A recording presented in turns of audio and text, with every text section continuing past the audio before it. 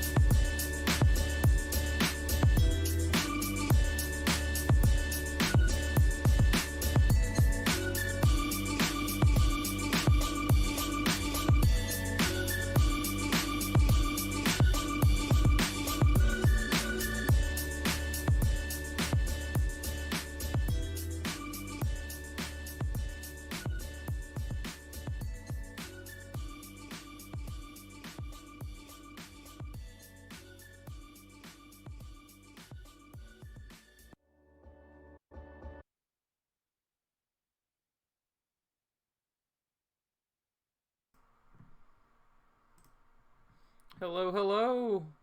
How's it going? Oh, there you are. There we go. What's up, everyone? How's it going?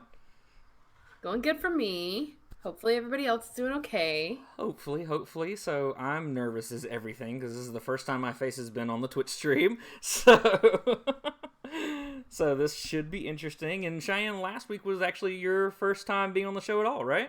Yeah, it was. It was cool. It was a lot of fun. We had a good time. And actually, this kind of spawns off of everything we're going to be talking about tonight kind of spawns off a conversation we had from last week's It really does. stream. So definitely check that out, guys, if you haven't already. But let's go ahead and officially start the show. Hey, everyone, and welcome to Kessel Run Weekly. My name is Danny. I'm Cheyenne. And today we've got some fun stuff to talk about. So this episode's all Millennium Falcon themed because, I mean, it's kind of our namesake-ish, right? Hey, see, Kinda. she came prepared. I didn't come prepared, but I am wearing the celebration shirt. So See, and, that still works. and there's a Falcon or 3 like back there somewhere, so I don't know. Or 3. Or 3. So yeah. So cool. So I want to go ahead and start off asking you how you been, Cheyenne, because it's been a minute since we've done a show together. So how you been? Yeah, I'm okay.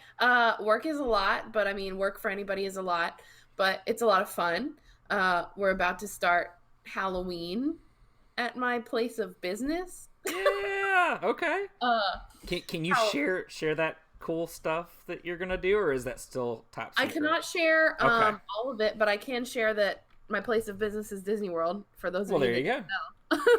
don't know. So I'm a cast member. Halloween is my favorite holiday.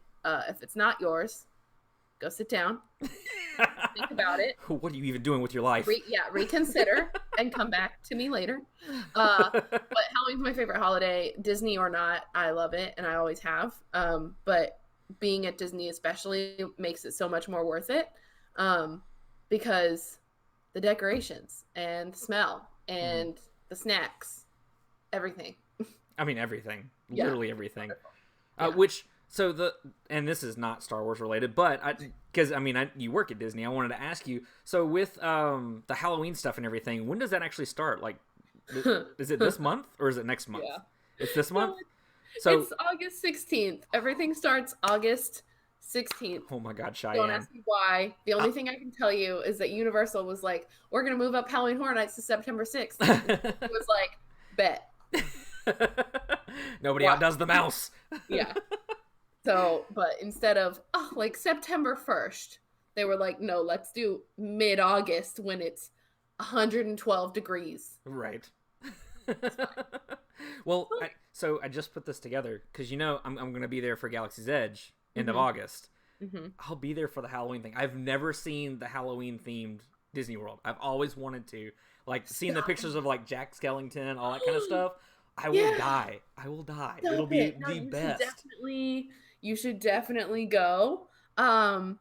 Usually on party nights, it's emptier in Magic Kingdom. So Okay. if you go during the day, like if you have a ticket to, or if you park hopped after like Galaxy's Edge or something before the parties, because the parties start at 7, so everybody else gets kicked out if you don't have a party ticket, because it is a Nice. separate ticketed event.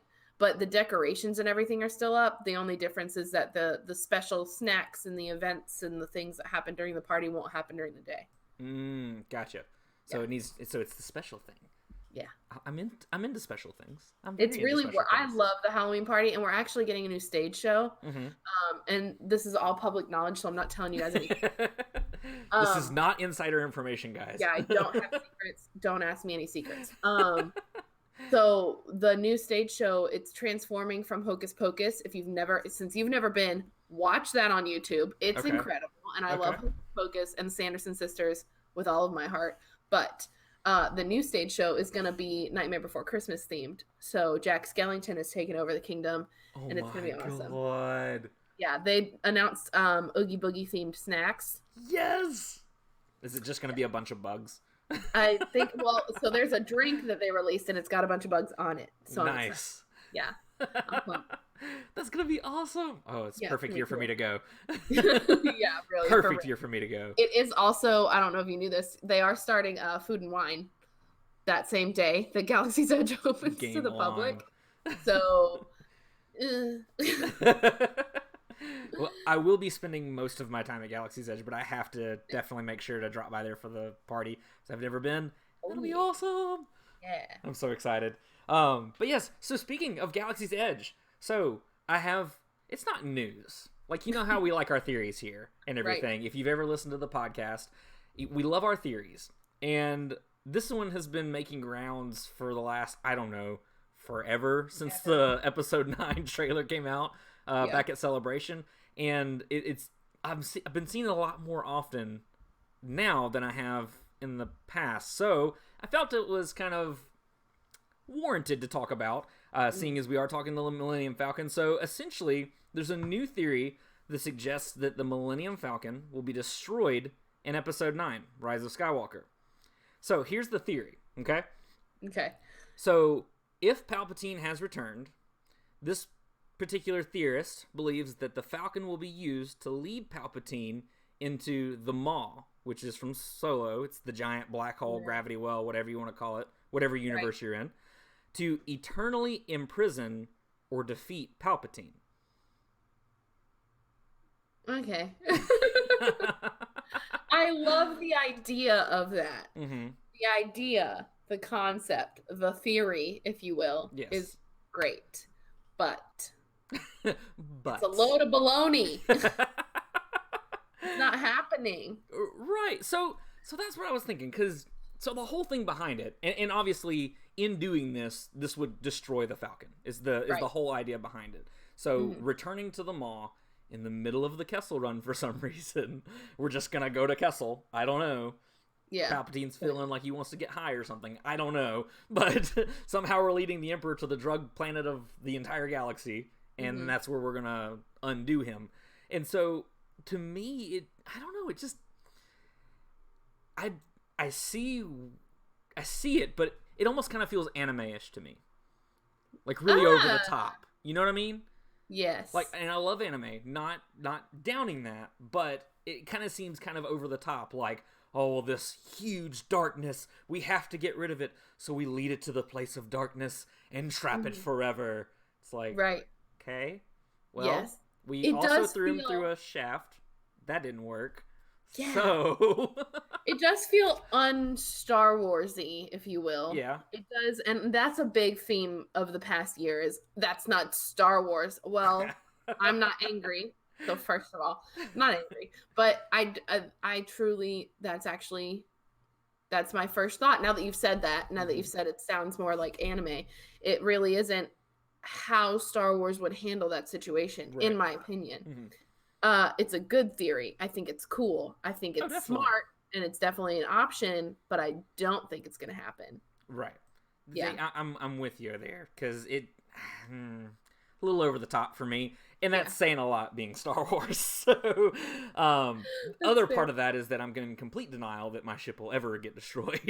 I want it to be invincible forever. I'm not for them destroying it in episode 9. I mean, if it serves the story and there's a purpose to it, sure. But I know another part of that theory I was seeing, because somebody was like, oh, well, here's why it's valid. And one of them was, well, Kylo's into killing the past. And? So this isn't Kylo's ship. So... Yeah, I just don't think that. I do think that he could like severely blow it to the ground Mhm. if he wanted to, but I don't think he's gonna really get. Well, he might get that opportunity. I don't think he's gonna get that opportunity Yeah. I don't well think he will enough either. Yeah. where he could actually like blow it to pieces, Mm. or blow it right out of the sky. But I just okay, so overall my thoughts on that is the Falcon is way too legendary. Mhm. And I know we'll get to those talking points later about what it's been through, but it's way too legendary to just Right. I'm glad everybody got to see that. Like it's literally just not gonna just disappear Mhm. because Palpatine came back to scare people. Right. No. No. I feel like that's the least of everyone's worries Yeah. is to destroy the Falcon for some Yeah, and reason. he's also gonna go out in a way better way than that. Right? I mean, it's got to. It's got to. But Yeah. at the same time, don't touch my ship. Seriously. Yeah. Don't touch my ship. Both the ship and Palpatine. Yes. They're gonna go out way better than just going into a black hole. Oh, most definitely. And also, too, so I put out a poll because, I want to prove myself right all the time. Yes. No. But no, I put out a poll on our Instagram. If you're not following, at Kessler on Weekly, shameless plug. Will the Millennium Falcon be destroyed in episode 9? The first option was she's a goner. And the second one was no. You literally have to say it that way. So we had 36% for she's a goner and 64% for no. So, I'm sorry. No. Yeah, there you go. Had to do it that way. So it seems like most people are kind of on our side about this and everything, but again, could be denial. Who knows? It might end up happening. I did see a piece of cool fan art. I wish I had it to show everyone, but it was Kylo, kind of like how Starkiller pulled the Star Destroyer out of the sky. It was Yeah. Kylo, but he was ripping it in two. You mean like this? Yeah. Yes, kind of, yeah. I didn't realize there was a book. That's awesome.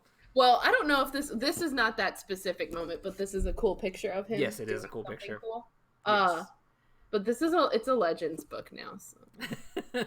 Well, there's always a little truth in legends, Cheyenne. So, Right. so yeah. So, I'm gonna say no to that theory. Good job, though. Yeah. Good try. Good try. So, Good job. in all that, are you ready for our main topic? Yes. Yee. So Bring cool. it on. So we're gonna go ahead and jump into our main topic, guys. This week our episode is called "Whose Falcon Is It Anyway?" Now we have a few takes for you. I'm really excited about.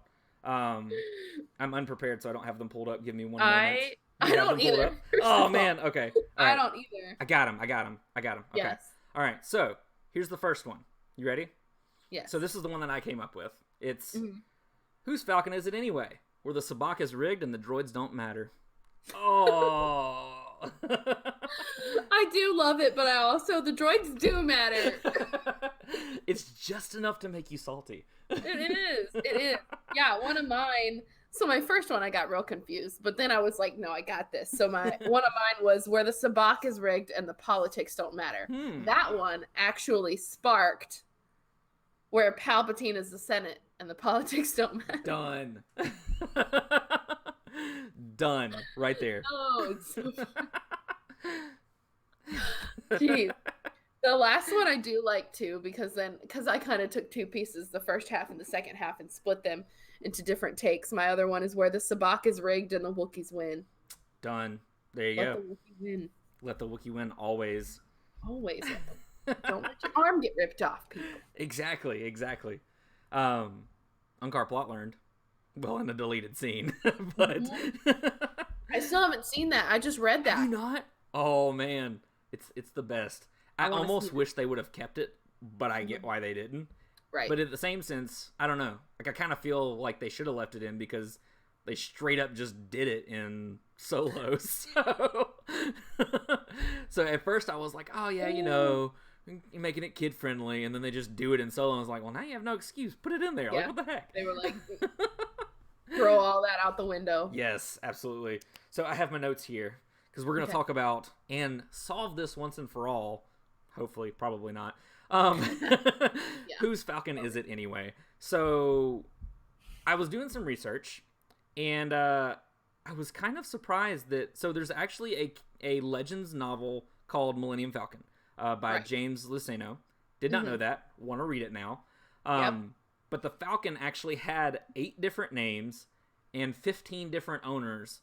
This ship is over 100 years old. Mm-hmm. Oh my god. Still younger than Chewie. That's true. Chewie is still the oldest thing around. So. But I wanted to read these titles to you because some of them actually were kind of funny. But the first one, so it was because it was part of a right off the assembly line, the Corellian freighters, all that kind of stuff. It was Corell's Pride. Aww. Pretty. Yeah. The next one, because apparently in Legends, this ship has been known for its fickleness and the speed and all that kind of stuff. Right. So it was also named the Fickle Flyer. It's pretty on the nose. Funny. What's the word for that? Oh my god. Where are the 2 first letters? Oh, alliteration? That. There you go. What is that? Stanley's favorite thing? I swear I went to college. I mean. Next one we got Meadle's Misery. I think I said that right. Yeah, it seems right.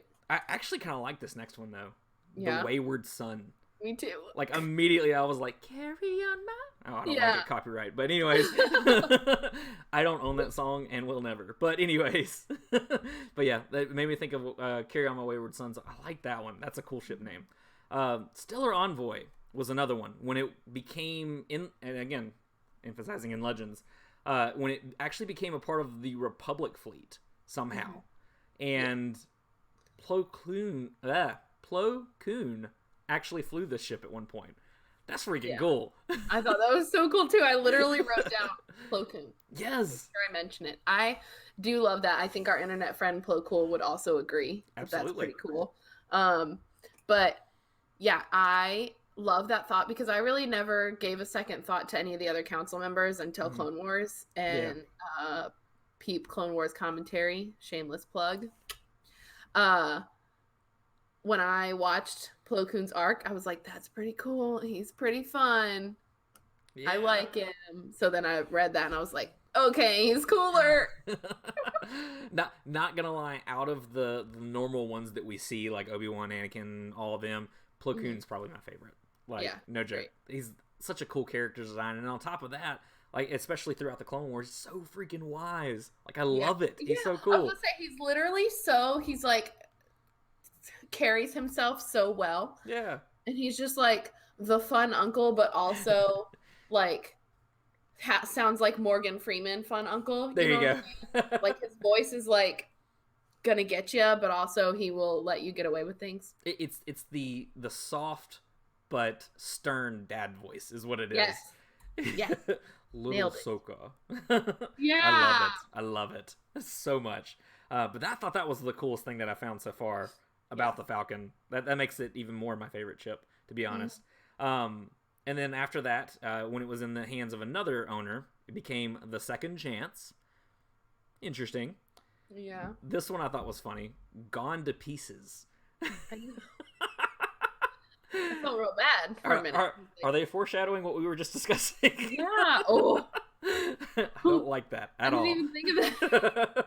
I don't like that at all. Well, it sounds like to me, because like, so I don't know the story, didn't read the book, just went through doing my research and everything, and when I found that name, like it makes me think, this guy really didn't have much love for the ship. Like, at all. He's like, I'm done with you, get out of my life, jalopy. Yeah, that's fair.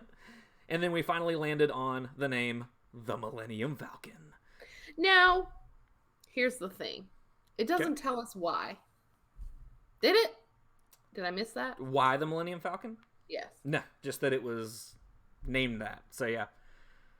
But I mean, it's awesome. It's a cool name. So I mean, it's so of course, cool. But there's a plot hole. Now we need to know why. Yeah. Why?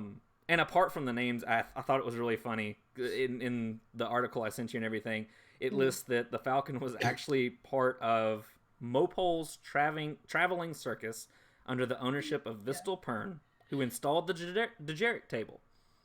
So we literally got the Falcon left to join the circus, a traveling circus. Yeah. And they were like, you know what, one day I want to play Holo Chess. Let's install that. Let's put So it there in. we go.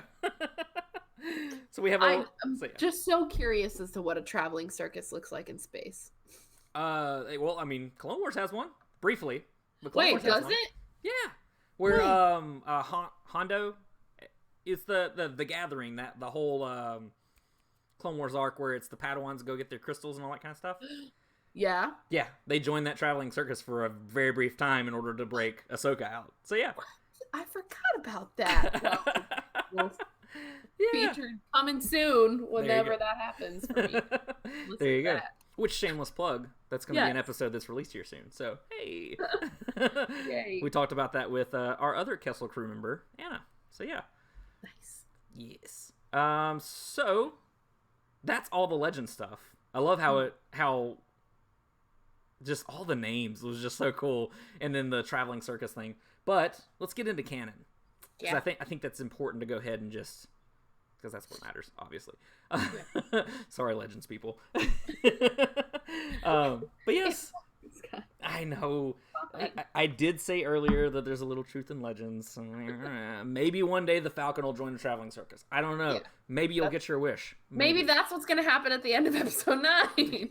There it is, right there. It's already written, guys. That's it. It's already written. All right. So, according to canon, so we first see the Falcon in Solo, under the command of Lando Calrissian and L3. I don't know that I ever got to ask you, what did you think of L3? I think we have talked about it briefly, but I'm not sure if it was ever like recorded. On record. Right, yeah. I liked L3 to a certain extent. I liked her. I like the idea of her being such a revolutionary droid, because when I think about it in real world scenario, I'm like, that's awesome. That's cool. It's important. But she was annoying sometimes. Like, I had my moments where I was like, shh. And I hate that. Was it C-3PO annoying, or was it a different kind of annoying? It was a different kind of annoying. Okay. C-3PO annoying is like, I expect that of him, but I think because she was a new droid and she was literally only in that movie, she didn't have time to do much other. But like I loved her conversation with Kira. It was so funny. It was so simple. She was calm. She like kicks her legs up. She's chilling. Oh, it love works. that. Yeah. I like that she helped break out droids, and I like that she built herself. I like her most of the time. Most of the time. She just had her moments. Yeah. I hear you. Yeah. Yeah. I agree with you on that, because I liked the whole droids' rights part, because what she brought into that. And I know a lot of people were like, oh, political, whatever, all that kind of stuff. I mean, war is politics. It's part of it. I mean, it's a given with Star Wars. But I really liked the whole thing where, I mean, she brought up with the droids' rights and the fact that some of them don't know what they're doing, what a restraining bolt actually does to a droid. Things like that, which we didn't know before. And it brings an interesting, I guess, color to the world in a way, because it's not something that you would normally think of, like, oh, the droids, or they're just machines, but they're sentient in a way. Yeah, I was gonna say, that's definitely one of the thoughts that I had as I got older and I was watching, and like droids were just told to do things, and C-3PO calls everyone his master, and I was just like, this is interesting. And then I was like, okay, well, now I see the real world scenario in this, or parallel in this situation. But that's why I appreciated the idea behind that. I think I just didn't appreciate the moments that she had where, like, because I would get caught up in the action of something else happening with Lando, Kira, Han, and then all of a sudden L3 would be like, but this droid. And I'm like, what? Help them. Right? It's like, oh yeah, that. Do it. And help them. Yes. Do multitask, you're a droid. Yes. So I think that was where my stress came from. Well, and it makes me think, because, I mean, obviously we have somewhat of an uprising at the end. We never find out actually what happens to those droids. I don't imagine it was a good ending. Unfortunately, it was one of those, yay, in the moment, and then, oh god, thinking about it, that probably didn't go well. But I don't know, like, I would be interested to see more of that, because I mean, like for example, IG-88 ends up being a bounty hunter that does his own thing. He's not tied to anything. What's funny too is another one's Mr. Bones. Like, I mean, he has a master creator or whatever, but Mr. Bones does what Mr. Bones wants. That's it. Yeah. It also sounds horribly creepy, so that's fun. I would definitely think that a TV show about a droid main character could work really well. Absolutely. And like, they could be like L3 in the fact of they want to go like help droids and break droids out and find them, at least even find them people that they wanted to be with and work for or work with, or something. Like R2. Like, R2 loves what he does because he's saving everyone's butts. Oh yeah. All the time and getting recognized for it. Yep. And like, I think something like that could be cool if they did it the right way. Yeah, I like that. Just Adventures of R2 of some kind, because I mean that guy's been everywhere. Yeah, but he's not with Anakin. Where'd he go? Exactly. and you gotta believe at some point R2 probably saw Vader, and it's just kind of like, oh god, oh no, or something. Like, there's a whole lot of that, because I mean, and even think about it with because in my favorite scene to cite over and over again, I've said it on multiple shows. My favorite scene to cite is when R2 sees Yoda again. And Yoda's beating him with a stick in the middle of a swamp. It's just like, dude, you're embarrassing me in front of my friend. Chill out. Hello, can you stop, please? It's like, what is your deal? We need to help him. He's crazy. Like, it cracks me up, the things that R2 has likely been through and everything. Yeah. It's awesome. I'm now emotionally drained from the sheer thought of R2 seeing Vader. Oh. I'm gonna cry. Oh, don't cry. He's probably crying internally. Either that, or he's like, well, you're my next target now, so... So sad. R2's just getting the job done, man. He's just getting the job done. Yeah, that's true. That is true. He always does. So moving forward from Lando and L3, so obviously we know that L3 becomes part of the ship and everything. She's still a part of the ship, which I think was going to be really cool. Love that. So it bothered me at first, because it was like this droid who fought for droid rights and believed droids should be free is now imprisoned in a ship. Is the way it's the way it played out. That's a good point. I would have to say that I didn't originally in words, I didn't originally use the word imprisoned in my head. I thought, honestly, I'm going to be real for a minute. In Pirates of the Caribbean, Yeah. He was part of the crew, part of the ship. Man, I was like, they didn't have a choice either. Yeah. And I was like, oh my god, she's part of the crew, she's part of the ship. But I thought that, like, oh, that's so cool. Like, she gets to be with her family forever. Like, even if it's not Lando, it's Han. If it's not Han, like, she's going through all. She's kind of the R2 within a ship. She's experiencing all these things and seeing all these things. Yeah. I think imprisoned is harsh, but also correct. I think it's probably started that way in a manner of, like, what the heck am I doing in here sort of feeling. And not being able to say that to Lando and be like, are you kidding me?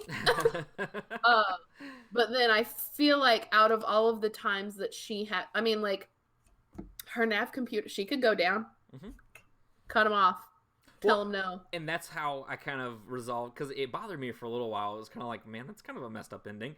But that's another thing how I resolved, because how we were talking about, like, the Falcon's kind of fickle, and you never really know what you're going to get.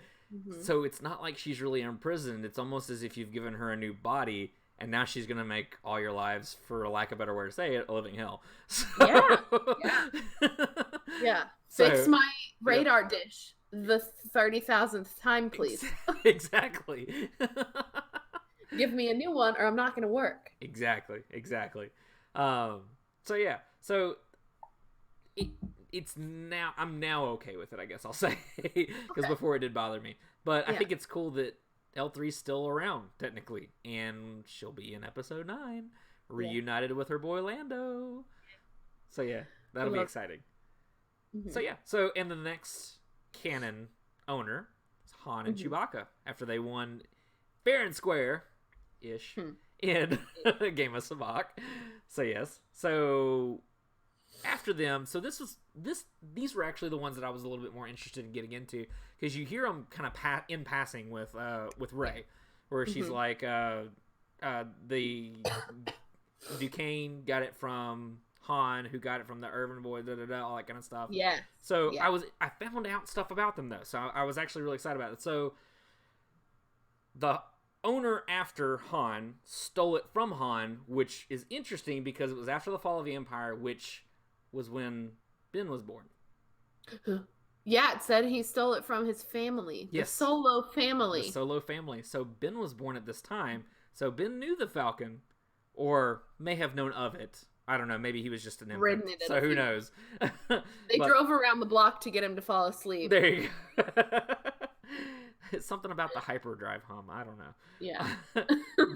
But yes, Gannis Duquesne is a gun runner who stole the ship after the fall of the Empire, around time when Ben Solo was born. He outfitted the Falcon with new and more deadly weapons that remain on the Falcon until after Han's death, which is cool.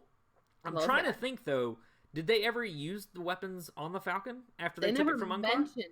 They never mentioned it. I'm wondering if they did and we just didn't see it because we were just like, oh, shooting, pew pew. You know what I'm saying? Right. But I also wonder, excuse me, if they didn't use them just out of the sheer fact of, like, I didn't do this, I'm not going to use these. That would be cruel. Because I can't remember if the Falcon ever got into a fight with anything after they left. Because they got... So Rey left from Unkar Plot, got picked up by Han with the Rathtar freighter, and then from there, they went to Takodana, and then from Takodana, they took it to the Resistance, and then from the Resistance to Starkiller, from Starkiller to back to the Resistance. Right? I think? Yeah. So he may have fired... No, he didn't fire the guns because he went in stealthily in Starkiller. So they never used the guns the only way that they fired the guns was when Rey originally picked it up and it was the same old gun. That's true. So that's right. So she would have used it on Jakku then. Yep.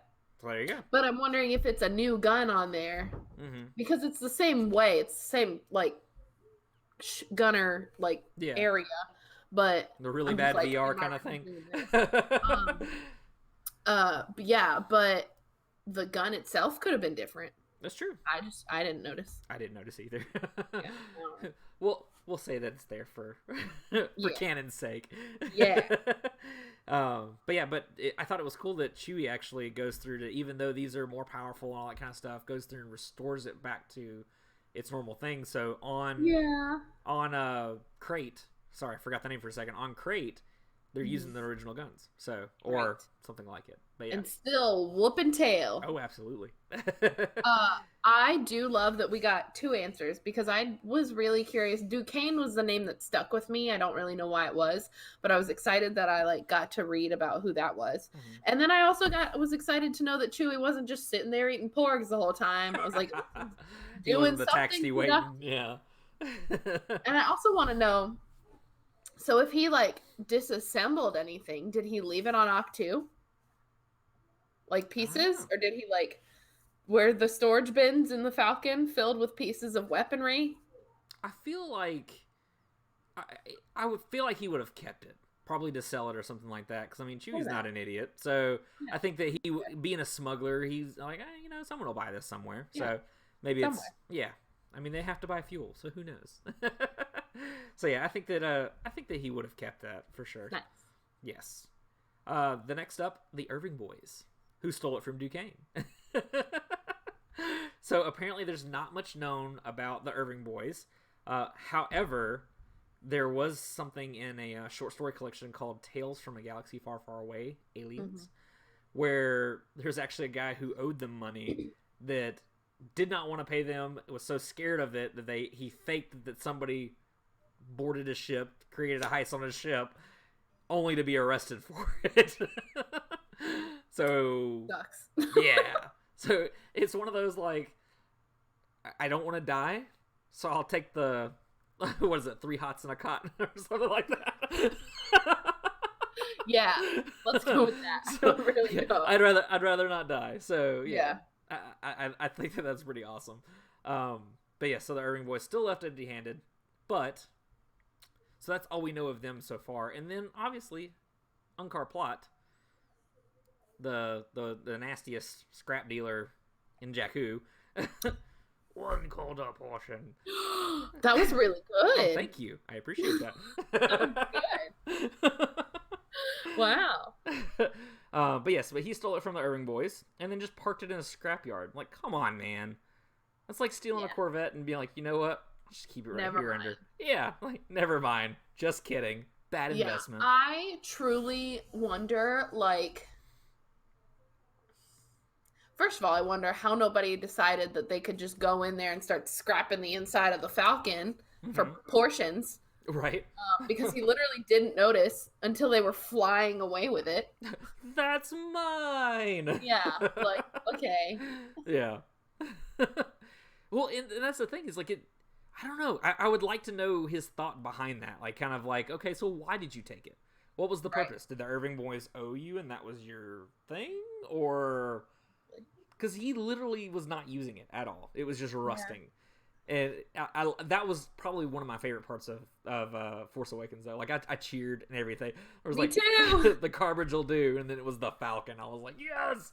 Yeah, I literally, the music hit and I was like, oh! Yes! Full reaction. My mom was like, okay. See, that was Kristen, because so Kristen had just finished watching all of the movies up until Force Awakens. Force Awakens was her first one in theaters.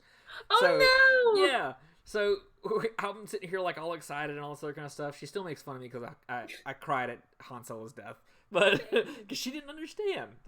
She kind of just powered through him and everything. Right now she gets it. She understands. She's one of us. But at that time, I'm sitting here cheering, going crazy, all this other kind of stuff, and she's just kind of looking at me like, "You're crazy." Okay, all right, all right. Nice. This is my life now. Right. This is what I've agreed to. And my mom grew up loving the Falcon. She knows. Oh, She's absolutely. attached, but she didn't care. Yeah. I was like, yeah. How can you not, though? Yeah, it was incredible. Absolutely. I love that. I wonder if maybe he thought having I feel like the Irving thing, them owing him money is more realistic, but I'm wondering if maybe he took it and it's just the pride of owning something like the Millennium Falcon, Maybe. Because by then, I would think that there's probably... I mean, well, no, there were rebellion stories, because Rey even talks about them. Where Finn knows them, and Rey knows about it, so maybe it was just a trophy. Yeah. A weird scrapyard trophy. Yeah. Okay. So in speaking of Rey, so then she ends up taking it off of Jakku from Nima Outpost, runs into Han and Chewie hauling the Rathtars, and then it goes back to Han, and then it gets taken away from Han. Yeah. Moment of silence. No, I'm just kidding. Yeah, for real. May his soul rest in peace. Still hurts watching that scene. Still hurts. Yeah. But yeah, so except it doesn't hurt Harrison Ford. I'm sorry. It doesn't. He's been trying to get out since Empire, so probably like falling down the chute. Thank God. Right. Finally. Yeah. But yeah, and so here's one that I'm interested in talking about, because so for the month of August, we're talking all things Galaxy's Edge. Anything to do with Galaxy's Edge, that's what we're talking about, because I will be at the opening Walt Disney World. I'm very excited on the 28th, so I will be there. I'll have to hang out with you and Anna and all that kind of stuff, because it'll be cool. Yes. Y'all have to come to Galaxy's Edge with me. It'll be fun. Yes. It'll be awesome. But one thing I had wondered when they had first announced the Smuggler's Run was, how in the world did Hondo get the ship? And I wanted to know that. And I found out today, Cheyenne. Did you already know? Oh. No, I don't know. Oh, do you want to know? I don't want to ruin anything for you. Just plug is it your gonna ears. bother I'm you if just I say kidding. no? No. It won't bother me, but can I give you the short answer? Yes. Then? Okay, so we'll give you the short, non-spoilery answer, because there's Okay. quite a lot to it. Okay. So the short, non-spoiler answer is that Chewbacca gave it to him so that he could do repairs on it, and then Hondo decided, this is a really great ship to run my business, and I'm going to keep it, maybe. So... That sounds like Hondo. Oh man. So that's the short, non-spoilery answer. Okay. So I mean, yes, do you want to give the spoilery answer to the listeners? I can. You gonna plug your ears or something? Yeah. I'll run away. No, you're good. I'm not gonna do that. Okay. I was about to say, I will run out of my room if I have to. No. Yeah. Well, so here's the reason that I say no, and I appreciate the non-spoilery answer, and it's good enough too. It's like that gives a lot of detail still. Mhm. I follow a lot of Disney Instagrammers, and all of them have already gone to their preview, and I haven't yet. So I'm like, shh. So like their stories, I open it and it's like Galaxy, that I'm like, nope, bye. That was Gotta me when it go. opened in Disneyland. Yeah, I'm like, gotta go. So and when it opened in Disneyland, didn't watch it. I have a few screenshots of wallpapers that this Instagrammer Francis, he's incredible. He took them. Mm-hmm. And I wanted them as wallpapers, and they weren't spoilery. They had like the Falcon and stuff, and I was like, I know that's there. But like inside of the cantina, what they're selling, what the art looks like, what the forest looks like, the interactions with the characters, I'm like, don't tell me. I get 4 hours. Are you Judy chopping the spoilers? Yeah. Get out of my face. Spoiler. Because I want to just walk in and cry on my own. Right. See, I know that I will, though. I know that I'll completely just melt when I go in there. Because my dad's already been. Him and my uncle went for the opening at Disneyland. Yeah. Oh, okay. So they went over there and everything, and I mean he told me multiple times it's like being a kid all over again. Like it's I'll tell you what, he's gotta because he's the one coming with you, right? Yes. So I want to ask him how he feels after going to the Disney World one, because according to Francis, it's bigger and better. I am down with that. I just got even more excited than I already was. Yeah. I didn't think that was possible. Because I did too. When Francis posted that, I went ahead and read the whole thing, because it didn't seem spoilery. He was just like, here's my thoughts on Disney World, Galaxy's Edge. And I was like, he's like, it's prettier, it's bigger, there's more space. It's just more of what you wanted. That's awesome. And I was like, even if it's the same thing and it's bigger and it feels like more, that's it. That's all I can ask for. And the fact that I get to be at this one, makes me emotional. Yes. I'm very excited. And to comment on like how you were talking about spoilers, so I've done kind of the same thing. So I've been interested in what they're selling and stuff like that, only that so I can look for it and be like, you know what, when I go, that's what I want. Kind of things like that. That's been the extent. I've refused to watch the rides for Smuggler's Run or anything. Like I don't want to know what's going to happen. It was funny. I pulled up a YouTube video where it was talking about how they got the worst score on the Millennium Falcon. They literally did nothing. Didn't touch a button. Didn't push a stick. Nothing. And apparently the ride will still like time out and do whatever it needs to do to get you to the next phase. So that way you can't just like sit there. But like they were like negative something thousand points or whatever. Like they ended up having to pay Hondo essentially by this thing. Oh, that's funny. So yeah, and apparently so I won't go any further than that. I did find a little bit out about it, but like even then in that video, I literally skipped. I heard, "Oh, we're about to go on the ride." Skip to the very end. So this is what happened. Like, nice. Don't want to know. I'm good. Yep. I want to experience it. But I've heard of that. Not really any cast member interactions. I kind of try to stay away from that. For the most part, I've seen the inside of Oga's Cantina, but you still can't really see it because like the one in Disneyland's super crowded. Right. And so I know what's in there. Mm-hmm.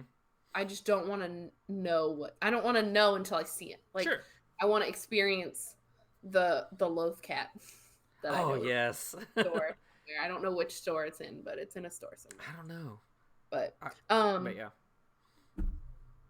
You know that V is there, right?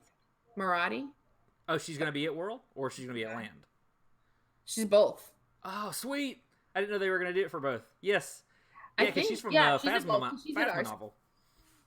Yeah, she's at ours because my friend that went for her cast preview got to meet her. So. That's cool. That'll be awesome. Yeah, I'm pumped.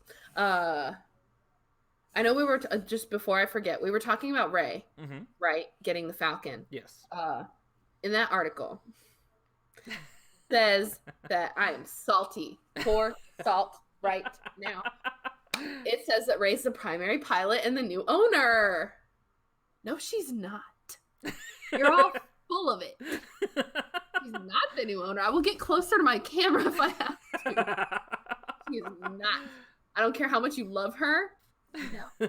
Well, let's talk about that because so technically in canon right now, the current possessor of the Millennium Falcon is Hondo. Chewbacca. so I wrote up some options of who the owner could be, mostly just so I could irritate you. But Bring it. But so now that we've gone through all of the previous owners and the one current, technically one who has him in his possession. Yes. Now, so let's talk about Rey. So here's my case for Rey. Okay. So, and I'm not saying that I want it to be Rey or any of these, but here's my case for Rey. So she did liberate it from Unkar Plot. So she stole it from the guy who stole it from the guy who stole it from the guy, essentially, and then stole it from that guy and took it. So she did take it. She flew it for the Resistance after Starkiller and took it to Octu with her. Okay? That's pretty much all I got for Rey. Not enough. Not enough. So, Chewbacca, okay? Yeah. Has flown the ship as a co-pilot for over 60 years. It belonged to his best friend, and he knows the ship better than anyone. I would say that's more qualified than Rey. Yes, it is. And not trying to take from Rey, but when we even kind of joked about it on the stream last week, where it's like, is she just going to collect everyone's things? So she has Anakin's lightsaber now. Who even are you right now? Right. Wait a minute. She has Anakin's lightsaber. She's going to take Han's ship. What's next? What was it? The Brody said the satellite dish of the Death Star. Or something. Yeah, and R2. Let me tell you, Rey. You claim R2, I'm coming for you. No, BB-8 was the one she tried to claim. Poe was like, see, nah. Can't have him either. Get your own. There you go. Get your own. Dio might be hers. Who knows? There we go. That's fine with me. She can have Dio. All right, and another one I have, and I literally just put this one in here just to make you salty. Ben Solo. I saw that. So Kylo Ren has a claim to the throne. I mean, the Falcon. So it belonged to his dad, and technically it's fairly family heirloom. So what's your verdict? No. Not enough. The answer is no. I Blow think that it's ship such out of a the good. sky. Yeah, it's such a good thought. Mm-hmm. Like when I saw it, I was like, I hadn't actually thought about it. It's definitely a good thought. Mm-hmm. But no. But no. He doesn't deserve it. He called it a hunk of junk. He wanted it blown out of the sky. Yep. He doesn't get that. That's a no for me, dog. So no for me. All right. So the next one, Lando Calrissian. So he's the original owner of the Falcon. Mm-hmm. Han did say he would get it back over my dead body. Mm-hmm. So I know it's a little gruesome, but No, but I do also like that thought. I was like, that's how it would work though in Star Wars. Is he'd be like, "It's mine now, buddy." exactly. I could totally see Lando in the pilot seat and be like, "It's mine." Like, oh my god, man. yeah. Well, and I feel like he would have more of a claim than anyone because his droid's part of the ship. His droid is literally the ship. Yeah, and I think that personally, I like Rey. I don't hate Rey at all. I think she's awesome. I think she's great. I like strong female lead. I like somebody that's force sensitive that doesn't have to have a reason to be force sensitive. She's just stronger than you. And all the fanboys that can get over it that she's stronger than you. You don't have feelings, do you? None. Yeah, so like I like her. That's fine. She does not get the Millennium Falcon in her name. It's like buying a car. This is not your title. You are not on the title. Chewbacca is on the title. I was the co-signer. Chewbacca is the co-signer. And so he gets it when it doesn't fall through, or when it falls through. And I think that in the end, Chewie would want Lando to have it. I agree with that sentiment because they've just been through way too much together and with the Falcon. Individually, Lando and Chewie the Falcon, Lando the Falcon. Mm-hmm. They've all just been through so much. Mm-hmm. And Chewie had that time where he almost like ripped Lando's arms off. That's true. And in the scene that we see, he's co-piloting, with him. And I think that he would feel the most at home with that. I think with Rey, and this is a really funny internet joke, but like Chewie's like Rey's dad.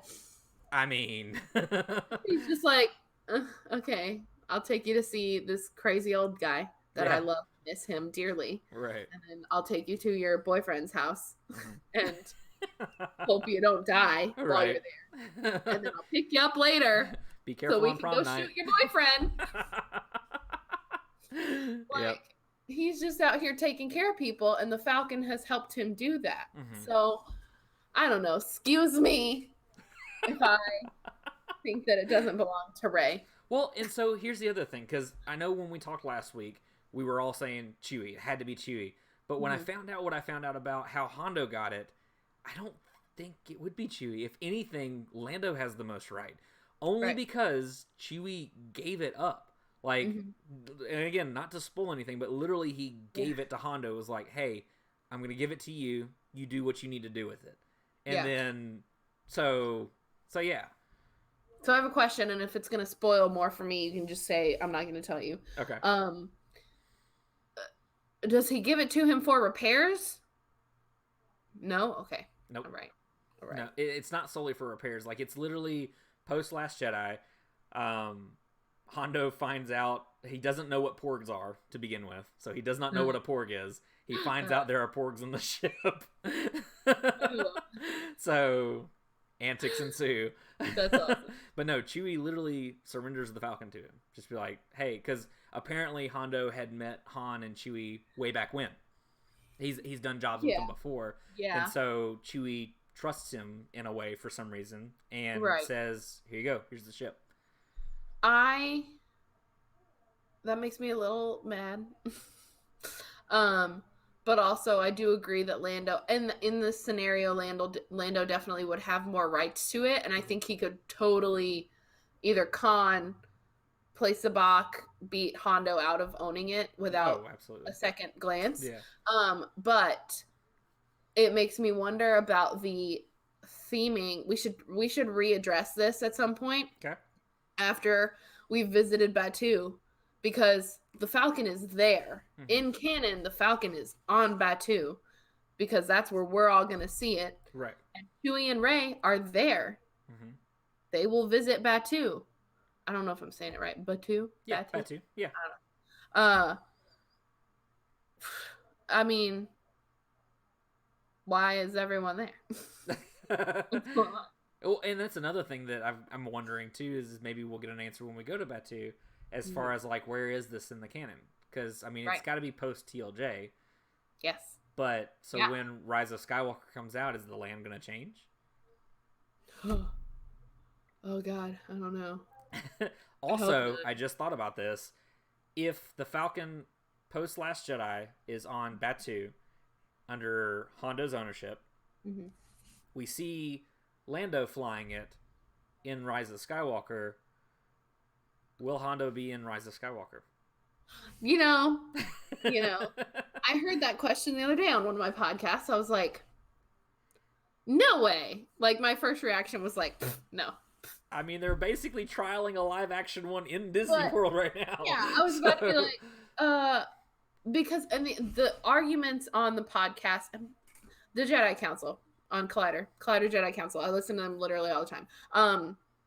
So the arguments that they had was, Hondo is an introduced animation character, and they've done that before, with live action into animation, because that's really the only way they'd have any animation stories, is by starting with people we already know. But they don't have to introduce an animation character into live action, because it's going to mean nothing to literally everybody except for hardcore Star Wars fans who watch the animation and know who he is. See, I would have to argue against that, because Saw Gerrera. Saw Gerrera started out as animation Clone Wars. Did he? He was a kid. That's right. Him and his sister. I can't remember her name at the moment, but him and his sister, they were trained by Ahsoka. Were given guns by Hondo in care of Obi-Wan and Anakin and everything. So Saw was an essential part in building a rebellion of some kind, and he shows up in Rogue One. That's fair. I hadn't really thought about the fact that I had seen him before. Then he has value without having to know his background, because you know him as a extremist group, essentially. He is his own kind of rebellion. So, okay, follow-up question. Okay. Hondo in Episode 9, where do you think he would fit, though? Because to me, when I think of Episode 9, and I don't think of it in detail, when I think of Episode 9, I think of everything is coming to a conclusion. You know what I mean? So there's going to be a lot of fighting, a lot of talking, a lot of fighting, a lot of meetings, a lot of fighting, a lot of ending. And so I'm just like, where in that would he fit? Is he on that ship with Lando flying it? Because I'm gonna throw my speaker. He just like walks in from the back of the ship and's like, where are we going? Well, I think if anything, he'll end up being a cameo at minimum. Okay. I think it would be more of a, hey, we're picking up the ship kind of stuff like that. There could be a part where it doesn't end up on screen. It could just be in a novel. It could be like a pre-novel to Rise of Skywalker, because they do that. So I would like to see Hondo on screen, personally. Yeah, but I think it'd be cool. I think it would be cool. And they've done his Species live action in the original trilogy. Exactly. So it's not impossible. They have a live action Hondo in Disneyland. Not even the robot, but they actually, in the video, it's an actual person. So, yeah. So, I mean, as far as that goes, I mean, it's not impossible for it to happen. I don't know how it will actually translate cinematically, or if it's even necessary, to be honest. But I think that would probably be my first thought behind it, is like, because I like Hondo. I think he's a fun character. Is it necessary to have him in the live action would be my question. Is it going to take away from the story for me to see Hondo on screen? Right. Just because this is such a big picture movie. I want it to be like 4 hours long. Like, go ahead and Yeah. give me Lord of the Rings extended version. Let's Yeah, just do I'm this. so nervous. I'm literally so. I didn't realize how nervous I was until actually just now when I said all of that. Thought you seemed a little shaky. Yeah, it really hit me just now. It's like, this is. I didn't know that there was a prior Star Wars to when I saw Phantom Menace, and then I thought, wow, I have so much Star Wars to watch because there's 6 movies. Mm-hmm. And now there's a whole new generation of Star Wars to watch, and there's animation that I enjoy. I'm gonna cry. For those of you watching or listening later, and if you haven't ever heard me do anything on a podcast before, I'm very emotional, and I'm gonna cry. That's okay. Okay, we fine. love you and you're squishy. So do you think confidently we can end who actually owns the Falcon at this point? No, not an owner. Okay. I would say the most rights. Here's my ranking: most rights to ownership, Lando. Mm-hmm. Secondary rights to ownership, Chewie. Mm-hmm. I do believe he made a mistake by giving to Hondo. But I think in his heart of hearts, he also knows that he is not the pilot of that ship. And if Lando maybe doesn't want it or doesn't need it, he thought, I should give it to somebody that Han would want to have it. And Hondo is probably that person because Rey doesn't need it. I mean, the Resistance might, but if the Resistance is no more, they don't need it. And then I think that's it. I don't think Rey deserves it. And Ben, no. Ben can just no. stand under it while it gets blown to pieces. So you're a Kylo fan? No, I'm just kidding. Yeah. Big one. I'd agree with you. I think Lando has the most right to it, to be honest with you. Even though technically in canon it was originally his, Right. in the grand scheme of things, I think he has the most claim to it. Because I don't think Chewie wants it. Right. It's one of those things. It's like when you're grieving, like some people don't like to hang on to those things. So maybe that was the case. Yeah, and I think everything that I've learned about Wookiees recently, and there's still a lot that I need to learn, but like Wookiees are very family oriented, and so with Han not there and nobody else really being his family aboard, like Han and Luke are gone. Leia is there, but we don't know what happens in Episode 9, so we don't know what else he would make that decision based off of. Mm-hmm. But without his family together, he does have his, theoretically, he does have his real family on Kashyyyk. So he doesn't need the Falcon. He doesn't, I don't know. I don't know how to word it without going into like severe detail of my interest in Wookiees. But I love Wookiees. like he doesn't need it. He doesn't necessarily, we don't know if he doesn't want it, but like I don't think he would want it post Han. Right. Post everyone, really. He doesn't have a need to keep it, to be honest. Yeah. At this point, and so it brings me up another thing because you just made me really, really sad. But it brings up another question I just thought of. So, in Episode 9, do we see Chewie go home for good? I don't know. If there is a home? I don't know. Yeah, because Lumpy is canon. Is he really? Yes, he's in the Got Aftermath it. books. Lumpy's canon, which means that Mala may be too. I don't know that for sure. But yeah, I in the really wanna Aftermath know books, he's in there. What that Wookiee on Kessel said to him. Oh, right, yeah. It'd be Yeah. interesting. Yeah. I really My wanted that to be favorite Mala. thing is the thought that people thought that was Mala, and I was like, Mala's not that ugly. Mala doesn't look like a caveman. God. He was a malnourished Wookiee, okay? Anything can happen. Caveman. Oh my goodness. Yeah. So yeah. So I feel good about this. I think we've Reached a decent conclusion. I think we have.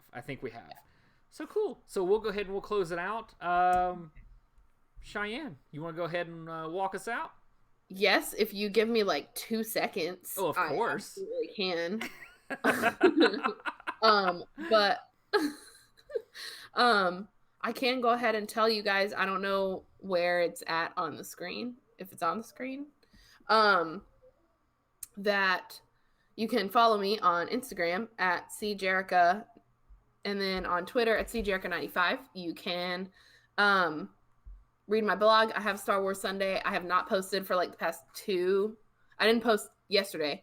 So I think 2 or 3 weeks. I'm Shame on sorry. you. I know I have things in my queue, but then I keep going, oh, I'll do it on my days off. And then on my days off, I spent 2 days buying a car. So, Oh, well, I mean, yeah. that's fair. yeah, so that's good, but also forgot to blog, it's a balance, right?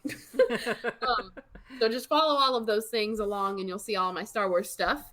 But thank you everyone for listening or watching another episode of Kessel Run Weekly. If you enjoyed the episode, please make sure to rate and review us on Apple Podcasts. If you leave a 5-star review, we will read it on a future episode. And by we, I mean Danny and Kristen. And you. And me, maybe, if I'm there. If you're there. Who knows? We'll make it happen. We'll save the reviews for you specifically. So there you go. Yay. Yeah, guys. And, of course, you can find us on social media at Kessel Run Weekly on Instagram, Facebook, or Twitter. If you are watching with us live on Twitch and you don't already follow us, go ahead and smash that button. We really appreciate it. We are literally 10 away from meeting our affiliate goal, which is really exciting.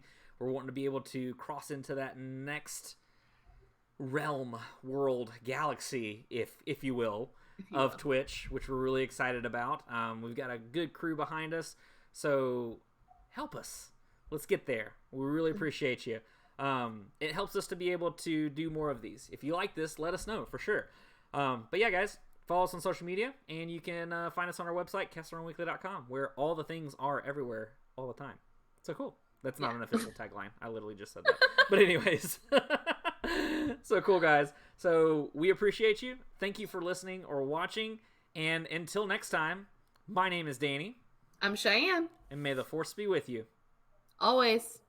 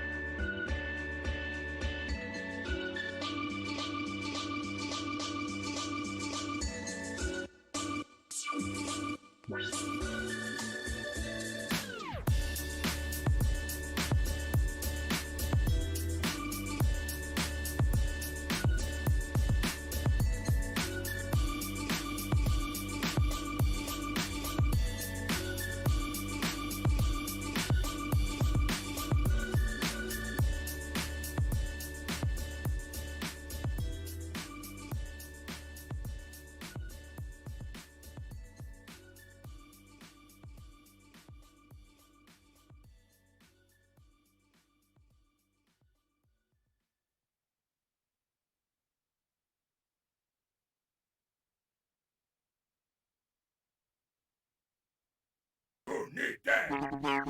No. Ah, allow